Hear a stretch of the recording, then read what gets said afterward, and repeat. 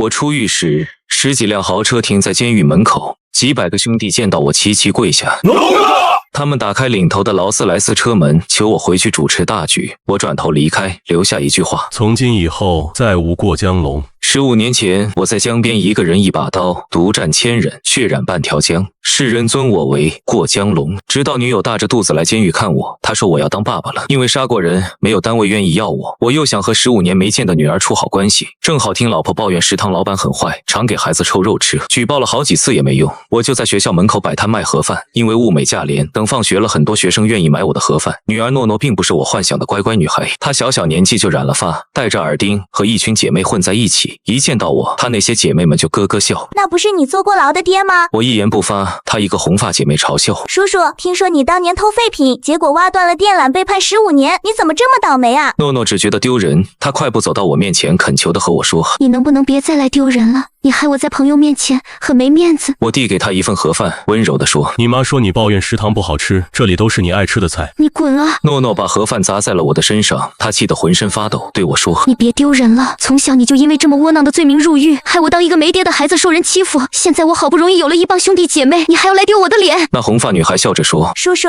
你没考虑过上诉吗？我干哥哥把人腿打断了才判3年，你偷个废品坐15年，笑死我了。他们又是一阵狂笑。我真正的罪名，老婆从来没告诉孩子，不能让人知道她是过江龙的女儿，否则引来仇家无数。我擦去脸上的饭菜残渣，轻声说：坐牢不是光荣的事，你们应该好好读书。我又拿出一份盒饭递给诺诺，她咬牙切齿地说：有你这样窝囊的爹才是最丢脸的事。诺诺扭头就走，她的小姐妹们又是一阵嬉笑，才跟上她。可就在这时，食堂老板带了一群人急匆匆地朝我走来，他拿起我给诺诺准备的盒饭，狠狠砸在了地上，指着我的鼻子痛骂：狗娘养的，跟我食堂抢生意是吧？我是不是跟你说过，你再敢来这卖盒饭，老子弄死你！所有人都将目光看过来，诺诺也是。我蹲下去捡地上的盒饭，小声说了句：对不起，我这就走。食堂老板一脚踹在了我的身上，怒骂道：老子是不是跟你说第2次了？我被他一脚踹翻，那红发姑娘看见了，连忙和诺诺说：你看你爸被人打了。诺诺死死地看着我，握紧了拳头。我知道他是期待我能还手，可我不会再打架了。我诚恳地和食堂老板说：老总，我们都是卖15块一份套餐，没比你便宜，怎么能算抢你生意呢？孩子们只是想吃点好的。他冷笑道：你的意思是说我食堂饭菜不好呗？老子看看你的菜有多好！这群人领头的是个壮汉，一听食堂老板的话，他一把抓住我的摊子，直接掀翻了几大盘菜，散落一地，全都泼在了我的身上。老板蹲下身，他抓住我的头发，咬牙切齿地说：王八蛋，10几个家长盯着举报都没搞到我，你现在想来搞我，知不知道我认识多少道上的人？我诚恳地说：老总，你要是看我的摊子不顺眼，我离远点好吗？我的退步引起了诺诺的不满，他咬牙切齿地对我喊道：懦夫你真怂！在他喊出来之后，那红发姐妹却赶紧捂住了他的嘴。果不其然，食堂老板回过头，恶狠狠地瞪了诺诺一眼，把他身边那些兄弟姐妹吓得躲进人群里，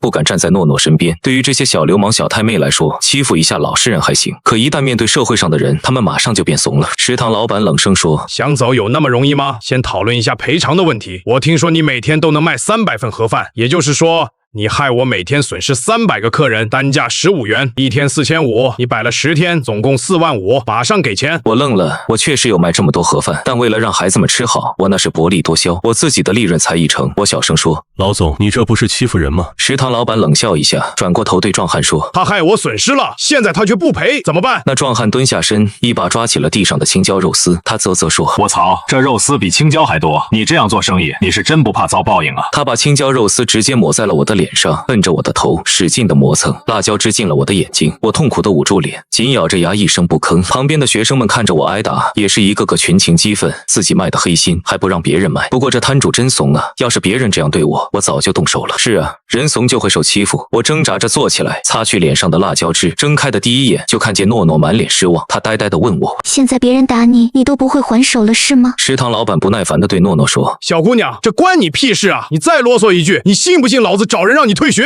别啊，老总！我连忙握住了食堂老板的胳膊，诚恳地说：我这就走，赔钱是吗？我拿不出全额，要不你把利润告诉我，我赔偿你利润，我认怂。食堂老板的脸突然冷下来了，他凑近我耳边，压低声音说：你当我是白痴啊？我会告诉你我的利润吗？我生意还做不做了？说完以后，他还不觉得解气，抬起手在我脸上狠狠扇了2巴掌。诺诺看我又挨耳光，他气得大骂。你倒是还手啊！你还要丢脸到什么时候？食堂老板早就受够了诺诺，他不耐烦地指着诺诺，对身边壮汉说：“去把那没教养的小娘们儿扯过来。”壮汉转头走向了诺诺，那红发女孩吓得连忙也躲开了，表明自己和诺诺没关系。我急了，赶紧爬起来冲向诺诺，结果食堂老板抓住了我的衣服，我穿的本来就是衬衫，他这一扯，直接把我的衬衫给扯烂了，我的纹身图案顿时展现在众人眼前。地藏王看见我纹身的那一刻，所有人惊呼出声。那走向诺诺的壮汉也是睁大眼睛，呆呆地说：“地藏王，那不是过江龙纹的吗？”食堂老板不敢置信地伸出手搓了搓我身上的纹身，嘀咕着说：“该不会是纹身贴吧？”他用力搓了2下，搓不掉。当他发现这纹身是真的，他笑喷了。你一个摆摊卖盒饭的，你敢纹过江龙的地藏王？壮汉担忧地说：“该不会就是过江龙吧？我听说他最近出狱了。”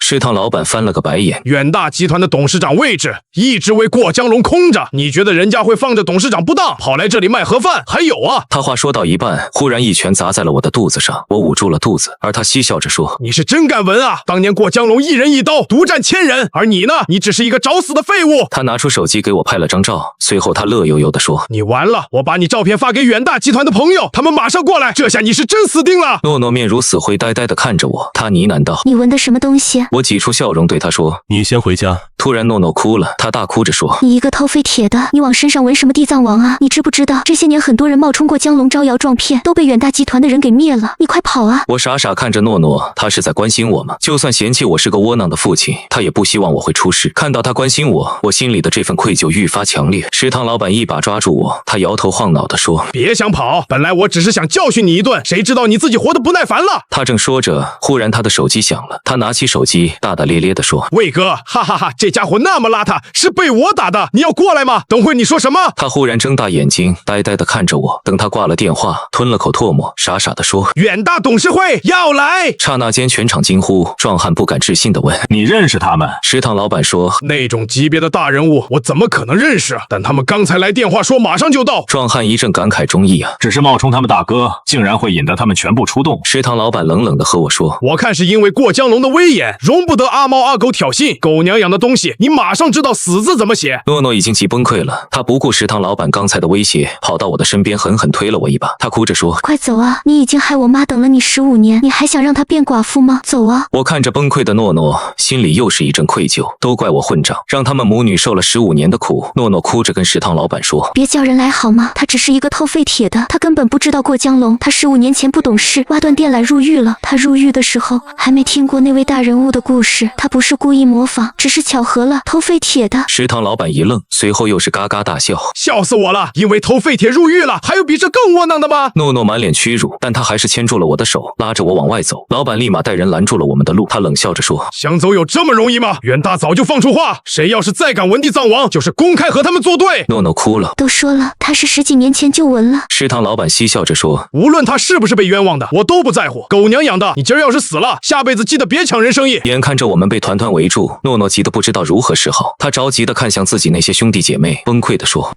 你们不帮忙吗？”那群人不敢说话，红发姑娘开口了：“我们和你关系很好吗？”诺诺愣了，她忍不住说：“我们拜过把子。”红发姑娘摇头说：“如果你真是好姐妹，这种时候就别扯上朋友，惹这么大难还要把我们拉下水，你不配当我们姐妹。”她一开口，那些小流氓小太妹都来理了。对啊，你想让我们送死，你还有脸说我们拜过把子吗？平时打打闹闹也就算了，谁真的陪你送死啊？我可惹不起远大。诺诺着急地说：“我没有要你们和远大作对，只求帮帮忙，让我们走好吗？”她的朋友们都不言不语。我知道此时此刻，诺诺心中的世界估计塌了。可我只有心疼入狱15年。我知道诺诺这些年肯定受尽了欺负，她只是不想再被欺负了，所以才和这群混混嬉戏打闹，结拜组团。情急之下，诺诺想要冲开人群，可她娇弱的身躯又怎么可能是这些人的对手？食堂老板不耐烦地抬起手，狠狠朝着诺诺扇了过去，怒骂：“小娘们，你安静点不行吗？”那耳光还没扇在诺诺的脸上，被我抓住了。食堂老板愣住了，他不敢置信地说：“怎么？难道你还敢还手？”我说：“我早已不打架了。”他狂妄地说：“那你就放开！”我摇头：“你怎么打我，我都无所谓，但你如果碰他，我要你死！”一听这话，食堂老板顿时没忍住笑了。一个卖盒饭的还敢威胁起我来了？行，不让我打这小娘们是吧？我偏打给你看！他虽然被我抓住了手，但他马上就一脚朝着诺诺踹了过去。然而我的速度更快，在食堂老板抬脚的那一刻，我已经踹在了他的另一条腿上。他顿时失去平衡，狠狠地摔在地上。正好好摔了个狗吃屎。人群里有不少人忍不住笑，食堂老板丢了面子，他爬起身，气得对我大吼大叫：“老子现在就把你废了，打断你的手脚，然后再交给远大！”他话音刚落，那壮汉就带着人冲上来了。诺诺急了，他趁着现在人群混乱，哭着对我说：“好啊。”我看着冲向我的那几人，叹了口气，我伸出手轻轻摸了摸诺诺的脑袋，温柔地说：“你很崇拜过江龙吗？”他愣了一下，我轻声说：“那我就打给你看。”那壮汉已经冲到了我面前，举起拳头狠狠砸向了我的脸。我没有躲避，我只是单手抓住了他的手腕，任由他怎么用力，拳头都无法前进一丝一毫。其他人一看自己大哥被压制住，连忙都围上来，想对我进行围殴，而我只是一把举起壮汉，狠狠地砸了出去。这壮汉被砸在小弟们的身上，一连摔倒了好几个，人们惨叫连连。食堂老板急了，连忙大吼：“快上啊！你们这么多人，难道还打不过一个卖盒饭的吗？”诺诺一看机会来了，连忙抓住我的手就要跑，而我却没有动。他连忙说：“走啊！等下远大的人到了，如果我们走了，他们以后还会来找麻烦，还不如一次解决干净了。”诺诺着急地说：“你就别说大话了，先顾好自己吧。”我轻声说：“我没冒充。”他愣了，疑惑地看着我。我知道今天是瞒不下去了。就在这时，天空忽然传来了一阵嘈杂，人们疑惑地抬头看天，两架直升机正朝着这边行驶而来。直升机上印着远大集团4个大字。食堂老板欣喜若狂，他指着我激动地说：“你不是很能打吗？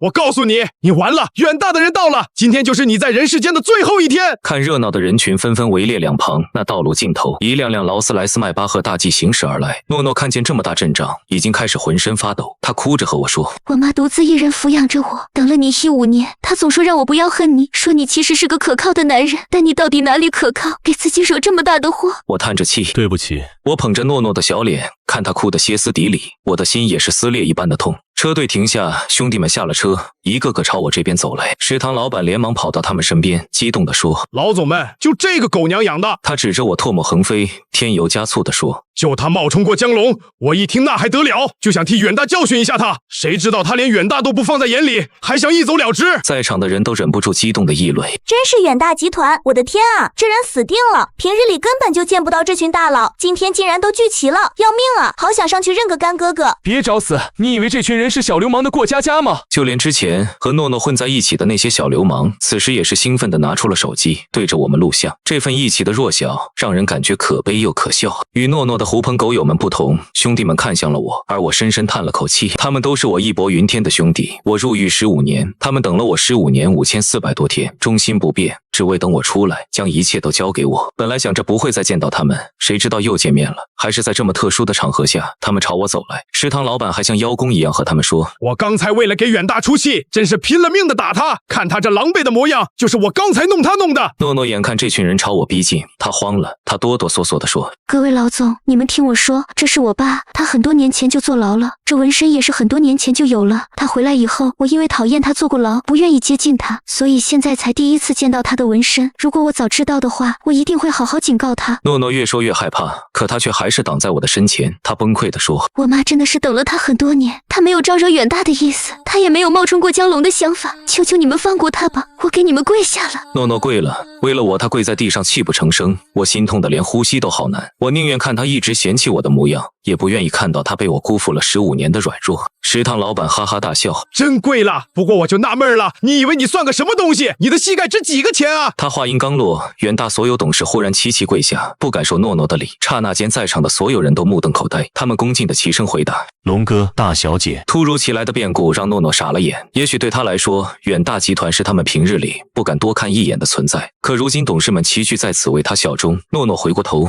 眼神之中满是迷茫，他估计无法理解那个偷废铁的父亲怎么突然转换了身份。食堂老板也是脸色苍白，他惊呼道：“各位老总，是不是认错了？他只是一个卖盒饭的。”他话音刚落，手下们已经把他按在了地上，红着眼睛怒吼：“今天就是你在人世间的最后一天！”食堂老板急得大叫：“误会，都是误会！”我走到诺诺身边，将他扶了起来。诺诺站起来了，董事们却还跪着。我没发话，他们一个人也不敢动。他吞了口唾沫，傻傻地说：“我是过江龙的女儿，对不起，隐瞒了你这么久。”他睁大眼睛问我：15年前你一人一刀独占1000人，血染半条江的传说是真的吗？一个人到底怎么才能对抗1000人？是真的，等解决了这个家伙再告诉你。我瞥了那食堂老板一眼，兄弟们明白了我的意思，马上把他朝着我这边拖来。食堂老板已经吓坏了，他惊恐的大叫救命，犹如死狗一样在地上任人拖行。而那壮汉也是傻了，刚才还很凶恶的他，吓得双腿发软，哆哆嗦嗦的想逃离人群，可他太害怕了。也许他曾经作恶多端，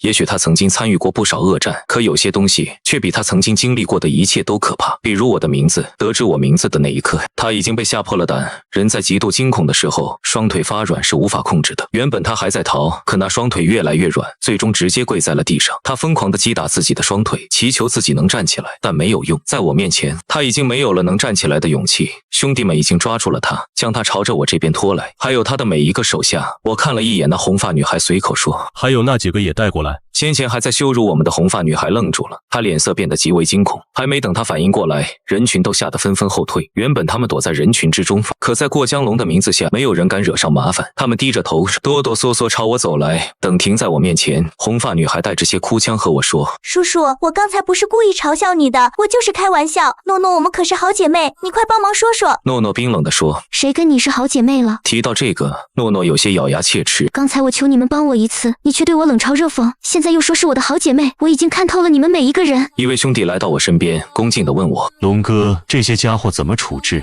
我看了看食堂老板，他吓得浑身一抖，哭着说：“龙哥，不对，龙总，龙董事长，我真不知道你的身份。如果我早就知道的话，就算给我100个胆子，我也不敢招惹你啊！”我走到他面前，居高临下地看着他。这家伙越来越害怕，裤子竟然开始变得湿润一片，吓尿了。我叹气说：“我没有和你抢生意，我们的盒饭价格一样。学生们如果买你的，只需要在食堂里坐着慢慢吃就好。可要是买我的，别说不能遮风挡雨了，我这连个桌椅都没有。他们不但要走出学校，还只能蹲在路边吃。为什么他们会选择我？”食堂老板吞了口唾沫，结结巴巴地说：“因为我黑心，因为我不是人，我错了，我真的知道错了。”我说：“你不知错，你只是知道自己惹到了惹不起的人。你口头上认错，只是为了逃过惩罚。”一个兄弟来到破败的摊子旁，轻声说：“龙哥一天能卖300份盒饭，这到底是你打翻的，还是你掏钱买的？”食堂老板急忙说：“是我买的，我看龙哥辛苦，特意买下来的。”我问：“那还要我赔偿你吗？”老板吓得跪在地上，哆哆嗦嗦地说：“当然不用，是我有眼不识泰山，你大人不计小人过。”我说：“既然是你买的，那你吃了吧。”他一愣，指着地上犹如小山一样高的饭菜，呆呆地说：“吃！”一兄弟怒吼：“龙哥做的不配给你吃吗？”我吃，我马上吃！食堂老板连忙爬到了饭菜旁，像狗一样趴在地上，大口大口吃着地上的饭菜。我问：“味道怎么样？”他一边吃一边讨好地说：“好吃，比我的好太多了。”那你吃完吧。老板呆呆地说：“300人分量的饭菜，我怎么吃得完？”兄弟们一听，顿时怒了：“吃不完是吧？我们帮你。”老板的头被狠狠摁进了饭菜里，他艰难地大口大口吃着地上的饭菜。我看了一眼壮汉几人，随口道：“你们不帮忙吃吗？”只是一句话，兄弟们就明白了我的意思，把他们也拖到了食堂老板身边，脑袋摁进了饭菜里。一兄弟冷冷地说：“吃吧，吃饱好上路。”简单的一句话，却把食堂老板几人都吓傻了。老总，我们上什么路啊？我们在国外有矿，可那地方因为战乱和疟疾死了很多人。你们运气好的话，缺条胳膊少条腿，干满10年就能回来；运气不好的话，至少也会把你们的骨灰带回来。食堂老板和壮汉一听，顿时吓哭了。能不能不去啊？可以不去，但远大会让你们求着去的。食堂老板急了，他跪着用膝盖朝我走来，哭着说：“龙哥，我真的错了，求求你，别让他们把我送国外去。我听说过集团在国外的矿业，那边的劳工不是被炸弹炸了半个身子，就是被当地的武装分子砍掉手脚。说好了都是用当地国家的劳工，怎么能把我送去啊？我也是人啊，我只是犯了一次错误，没必要这样吧。”我说：“我听说校长是你堂哥，你被举报好几次，最后都相安无事，而且明明他们是维护权益的一方，结果就因为举报你，自家小孩竟然被退学了，有这事吗？”他吞了口唾沫，小声说：“那也怪他们自己读书成绩不行，没考上公立，来了私立学校还敢闹吧？”看来在你眼里，强者是可以欺负弱者的，那是不是代表着我也可以欺负你？龙哥，我打断了食堂老板的话，伸出手拍了拍他的肩膀，我叹气道：“孩子们正是长身体的时候，我知道做生意要讲利润，但对孩子们至少讲点良心。你希望我对你好点，可你对孩子们好点了吗？要不是被逼无奈，谁愿意跑出学校坐在马路边上吃盒饭？”我错了。食堂老板还没说完，就被兄弟们拖了下去。就如同他们说的那样，他们去不去都随便，但最终远大一定会让他们主动求着去。这个时候，诺诺的那些兄弟姐妹们已经吓得浑身发抖。红发女孩哭着说：“叔叔，我们再也不敢嘲笑你了。”我伸出手摸了摸她的红毛，轻声说：“我没想过对你们怎么样，我只是想说，好好读书，不要崇拜这些没意义的东西。在学校逞凶斗狠，任意认干哥哥，你们觉得自己很了不起，可到了社会上，这些坏习惯会毁了你们。”她克制不住的发抖流泪。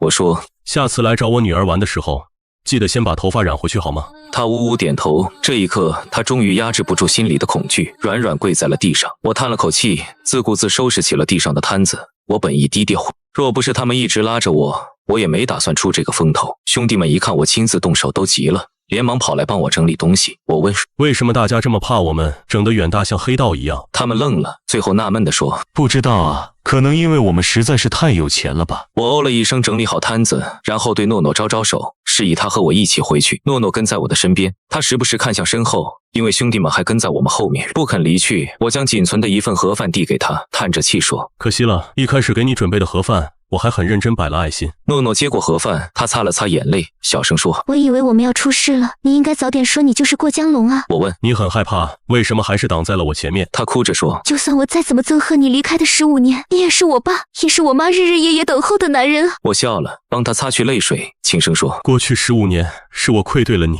以后我再也不会离开你了。”诺诺走累了，他想坐在路边的石墩上，我连忙拿出纸巾帮他把石墩擦干净。他坐下后，我又帮他泡汤递筷子，尽一个父亲力所能及的事。诺诺拿着筷子问：“你当年独占千人是怎么回事？”那可不是什么光彩的事。我看着诺诺的眼睛，回忆着说：“15年前，我和兄弟们创立远大集团，我们本纷纷做生意，可当初不像现在太平，当时有黑恶势力多次用武力抢夺我们生意，大家都恨透了他们，想狠狠干一场。我说兄弟们都有家庭，和黑势力分子打，只会毁了自己，还不如擒贼先擒王。”诺诺吞了口唾沫。我知道，我听过你们的故事，你们受尽欺负，为了反抗抽生死签，然后你抽中了。我诚恳地和诺诺说：“就是那次生死签，我担心死后不得超生，就在身上纹了地藏王，只求我佛慈悲，让我下辈子还能做人。”15年前的一切我都告诉了诺诺。我在身上绑了一层又一层的铁皮，因为不方便灵活行动，我选择将自己埋藏在仇家的沙场底下。当他出现时，他站在我头顶，我直接用刀捅穿了他的胯下，随后我不得不单枪匹马面临沙场里所有人。我记不清自己中了多少刀，很庆幸自己在身上绑了那么多层铁皮。他们刚开始觉得纳闷，后来砍破我的衣服，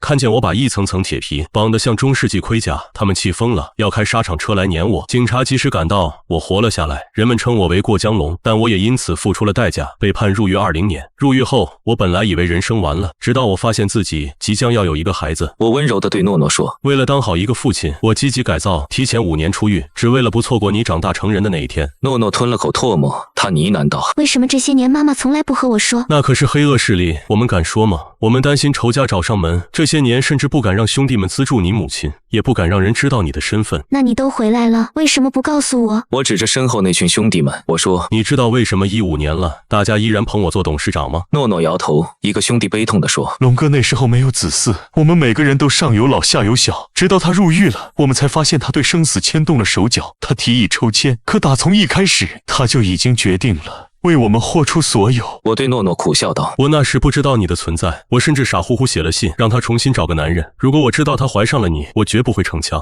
那年我选择抛弃了你母亲，也正是因为这事，我才觉得没脸和你说。好了，你们都别跟着了，不知道的还以为我是什么黑道人物。”兄弟们变得有些紧张，求助性地看向诺诺。大小姐，龙哥不肯回远大，也是因为他重情重义。他说君子之交淡如水，不要我们的金钱回报。15年前我们弱小，任由黑社会欺负，只能受他保护。15年后今非昔比，也轮到我们报答这份恩情了。你就劝劝龙哥，让他回远大吧。我皱着眉说：“你们都走吧，我当初不是为了图你们回报的，以后来我摊位买个盒饭，就算是支持我这份兄弟情了。”兄弟们左右为难。诺诺忽然说：“可是我想当富二代啊！”我愣了，我说：“我在监狱里学会了一个道理，做人应该脚踏实地，靠自己的勤劳双手创造财富。”怎么？难道你15年前反抗提刀不是用双手，而是用双脚？这是偷换概念。诺诺急了：“我想当富二代啊！你入狱15年，害我和妈妈受苦15年，现在别人主动来报答你，让我当富二代不好吗？你让妈妈当富太太不好吗？”我说：“这是关男人的尊严，帮兄弟出头，怎么能要钱当回报？”他擦着眼泪，带点憎恨地说：“我才不管你是不是什么过江龙，如果你拒绝下去，